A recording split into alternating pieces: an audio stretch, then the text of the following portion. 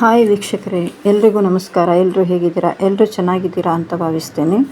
ಇವತ್ತು ನಾನು ನಿಮಗೆ ಸರಕಾರದ ಮಹತ್ವದ ಯೋಜನೆಯಾದಂತಹ ಗೃಹಲಕ್ಷ್ಮಿ ಯೋಜನೆ ಬಗ್ಗೆ ಕೆಲವೊಂದು ನ್ಯೂ ಅಪ್ಡೇಟ್ಸನ್ನು ನೀಡ್ತಾ ಇದ್ದೇನೆ. ಏನಂದರೆ, ಇವಾಗ ಎಲ್ಲ ಕಡೆ ಗೃಹಲಕ್ಷ್ಮಿ ಯೋಜನೆಯ ಫಲಾನುಭವಿಗಳು ಹೊಸದಾಗಿ ಮತ್ತೆ ಅರ್ಜಿ ಕೊಡಬೇಕನ್ನುವಂತಹ ಮಾತು ಕೇಳಿ ಬರ್ತಾ ಇದೆ. ಅದಕ್ಕಾಗಿ ನಮ್ಮ ಹಲವಾರು ಗೃಹಲಕ್ಷ್ಮಿಯರು ಜೆರಾಕ್ಸ್ ಅಂಗಡಿಗಳಿಗೆ, ಸೈಬರ್ ಕೇಂದ್ರಗಳಿಗೆ ಅಥವಾ ಗ್ರಾಮೀಣ ಒನ್ ಹತ್ತಿರದ ಅಂಗನವಾಡಿ ಕೇಂದ್ರಗಳಿಗೆ ಅಲೆದಾಡ್ತಾ ಇದ್ದಾರೆ ತಮ್ಮ ಡೀಟೇಲ್ಸನ್ನು ತೆಗೆದುಕೊಂಡು. ಆದರೆ ಈ ರೀತಿ ಮಾಡಲಿಕ್ಕೆ ಹೋಗಬೇಡಿ.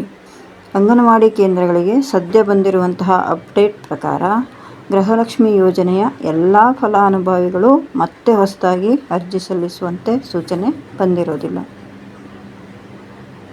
ಏನೆಂದರೆ, ಕೆಲವು ಫಲಾನುಭವಿಗಳದ್ದು 2-3 ಅಕೌಂಟು ಈಗಾಗಲೇ ಇತ್ತು. ಆ 2-3 ಅಕೌಂಟ್ಗಳಿಗೂ ಕೂಡ ಗೃಹಲಕ್ಷ್ಮಿಯ ಹಣ ಸಂದಾಯ ಆಗ್ತಾ ಇದ್ದಲ್ಲಿ, ಅಥವಾ ಕೆಲವೊಂದು ಕುಟುಂಬಗಳಲ್ಲಿ ಈಗಾಗಲೇ ಗೃಹಲಕ್ಷ್ಮಿಯ ಹಣವನ್ನು ಪಡೀತಾ ಇರುವಂಥ ಕುಟುಂಬದ ಯಜಮಾನತಿ ಮೃತರಾಗಿದ್ದು ಅವರ ಖಾತೆಗೆ ಹಣ ಸಂದಾಯ ಆಗ್ತಾ ಇದ್ದ ಪಕ್ಷದಲ್ಲಿ, ಜೊತೆಯಲ್ಲಿ ಬೇರೆ ರಾಜ್ಯದವರು ನಮ್ಮ ರಾಜ್ಯದ ಈ ಗೃಹಲಕ್ಷ್ಮಿ ಯೋಜನೆಯ ಪ್ರಯೋಜನವನ್ನು ಪಡೀತಾ ಇದ್ದಲ್ಲಿ, ಹಾಗೂ ಈಗಾಗಲೇ ಸರ್ಕಾರಕ್ಕೆ ಆದಾಯ ತೆರಿಗೆಯನ್ನು ಸಂದಾಯ ಮಾಡ್ತಾ ಇರುವಂಥ ನಮ್ಮ ಫಲಾನುಭವಿ ಸದಸ್ಯರು ಇಂಥವ್ರು ಇದ್ದಲ್ಲಿ ಇವರ ಒಂದು ಲೀಸ್ಟನ್ನು ತಯಾರಿಸಿ ವೆರಿಫಿಕೇಷನ್ ಮಾಡಲಿಕ್ಕೆ CDPO ಆಫೀಸಿಂದ ಅಂಗನವಾಡಿ ಕಾರ್ಯಕರ್ತರಿಗೆ ಒಂದು ಸೂಚನೆ ಲೀಸ್ಟು ಬಂದಿರುತ್ತೆ. ಅಂತಹ ಪಕ್ಷದಲ್ಲಿ ಅವರು ನಿಮ್ಮ ಹತ್ತಿರದ ಅಂಗನವಾಡಿ ಕೇಂದ್ರವನ್ನು ಬಿಟ್ಟು ಬೇರೆ ಅಂಗನವಾಡಿ ಕೇಂದ್ರಗಳಿಗೆ ಈ ಒಂದು ಮಾಹಿತಿಯನ್ನು ನೀಡಿರ್ತಾರೆ. ಆ ಕೇಂದ್ರದವರು ನಿಮ್ಮನ್ನು ಫೋನ್ ಮುಖಾಂತರ ಸಂಪರ್ಕ ಮಾಡ್ತಾರೆ. ಆ ರೀತಿಯಲ್ಲಿ ನಿಮಗೆ ಫೋನ್ ಮುಖಾಂತರ ಸಂಪರ್ಕವನ್ನು ಮಾಡಿದ ಪಕ್ಷದಲ್ಲಿ ನೀವು ನಿಮ್ಮ ಹತ್ತಿರದ ಅಂಗನವಾಡಿಗಳಿಗೆ ಹೋಗಿ ಈ 5 ದಾಖಲೆಗಳನ್ನು ನೀಡಿ ನಿಮ್ಮ ಈ ಗೃಹಲಕ್ಷ್ಮಿ ಯೋಜನೆಯನ್ನು ವೆರಿಫಿಕೇಷನ್ ಮಾಡಿಕೊಂಡು ಬರಬೇಕಾಗ್ತದೆ. ಏನೇನು ದಾಖಲೆಯಪ್ಪ ಅಂತ ಹೇಳಿದ್ರೆ, ಒಂದನೇದಾಗಿ ನಿಮ್ಮ ಬ್ಯಾಂಕ್ ಪಾಸ್ ಪುಸ್ತಕ, ಯಾವ ಅಕೌಂಟಿಗೆ ನಿಮ್ಮ ಗೃಹಲಕ್ಷ್ಮಿ ಹಣ ಬರ್ತಾ ಇದೆಯೋ ಆ ಒಂದು ಅಕೌಂಟಿನ ಬ್ಯಾಂಕ್ ಪಾಸ್ ಪುಸ್ತಕ, ಹಾಗೂ ಆಧಾರ್ ಮತ್ತು ಬ್ಯಾಂಕ್ ಅಕೌಂಟ್ಗೆ ಲಿಂಕ್ ಆಗಿರುವಂತಹ ಫೋನ್ ನಂಬರ್, ಸರಿಯಾದ ಒಂದು ಫೋನ್ ನಂಬರ್. ಜೊತೆಯಲ್ಲಿ ಆನ್ಲೈನಲ್ಲಿ ಈ ಹಿಂದೆ ಏನು ನಾವು ಗೃಹಲಕ್ಷ್ಮಿಗೆ ಅರ್ಜಿ ಹಾಕಿರ್ತೀವಲ್ಲ, ಆವಾಗ ಒಂದು ನಮಗೆ ಫಾರ್ಮನ್ನು ಕೊಟ್ಟಿರ್ತಾರೆ. ಆ ಫಾರ್ಮು ಜೊತೆಯಲ್ಲಿ ರೇಷನ್ ಕಾರ್ಡು ಮತ್ತು ವೋಟರ್ ID, ಇವಿಷ್ಟು 5 ದಾಖಲೆಯನ್ನು ನೀವು ತೆಗೆದುಕೊಂಡು ಹೋಗಿ ನಿಮ್ಮ ಹತ್ತಿರದ ಅಂಗನವಾಡಿ ಕೇಂದ್ರದ ಕಾರ್ಯಕರ್ತರ ಬಳಿ ಕೊಟ್ಟರೆ ಅವರು ಅಪ್ಡೇಟ್ ಮಾಡಿಸ್ಕೊಂಡು ಮುಂದೆ ಅದನ್ನು ತಲುಪಿಸುವಂಥ ಕೆಲಸವನ್ನು ಅವರು ಮಾಡ್ತಾರೆ. ಅಲ್ಲಿವರೆಗೂ ನೀವು ಸುಮ್ಮನೆ ಎಲ್ಲ ಜೆರಾಕ್ಸ್ ಮಾಡಿಸೋದು, ಅಲೆದಾಡುವುದು ಮಾಡಲಿಕ್ಕೆ ಹೋಗಬೇಡಿ. ಅಲ್ಲದೆ ನಿಮಗೆ ತೀರಾ ಏನಾದರೂ ಡೌಟ್ಸ್ ಇದ್ದರೆ ನಿಮ್ಮ ಹತ್ತಿರದ ಅಂಗನವಾಡಿ ಕೇಂದ್ರಗಳಿಗೆ ಹೋಗಿ ಅವರನ್ನು ಸಂಪರ್ಕಿಸಿ ಅವರಿಗೆ ನಿಮಗೆ ಬೇಕಾದಂಥ ಮಾಹಿತಿಯನ್ನು ಕೇಳಿ ತಿಳಿದುಕೊಳ್ಳಬಹುದು.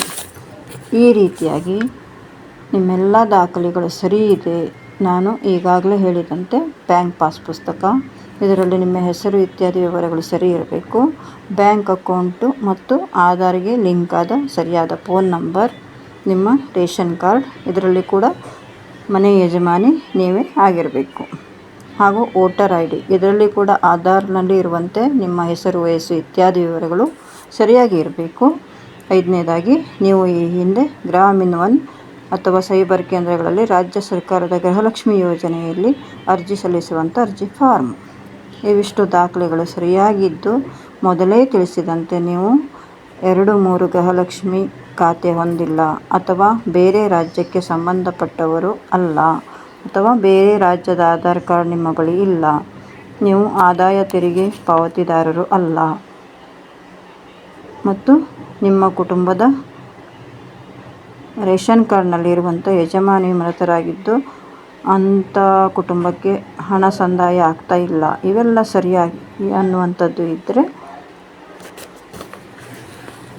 ಏನೂ ಸಮಸ್ಯೆ ಆಗೋದಿಲ್ಲ.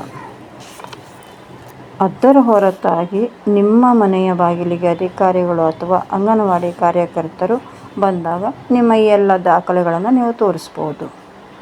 ದಾಖಲೆಗಳಲ್ಲಿ ತಿದ್ದುಪಡಿ ಇದ್ದು ಅಂಗನವಾಡಿಗಳಿಂದ ಮಾಹಿತಿ ಬಂದಲ್ಲಿ ಅದನ್ನು ಸರಿಯಾದ ದಾಖಲೆ ನೀಡಿ ಗೃಹಲಕ್ಷ್ಮಿ ಯೋಜನೆ ಅಪ್ಡೇಟನ್ನು ಲಿಂಕನ್ನು ನೀವು ಲಿಂಕ್ನಲ್ಲಿ ಸರಿಪಡಿಸ್ಕೊಳ್ಬೋದು. ಒಟ್ಟಾರೆ ಎಲ್ಲ ದಾಖಲೆಗಳು ಸರಿಯಾಗಿದ್ದಲ್ಲಿ ಗೃಹಲಕ್ಷ್ಮಿ ಹಣ ಖಂಡಿತವಾಗಿ ನಮ್ಮ ಬ್ಯಾಂಕ್ ಅಕೌಂಟಿಗೆ ಇವತ್ತಲ್ಲ ನಾಳೆ ಬಂದೇ ಬರುತ್ತದೆ.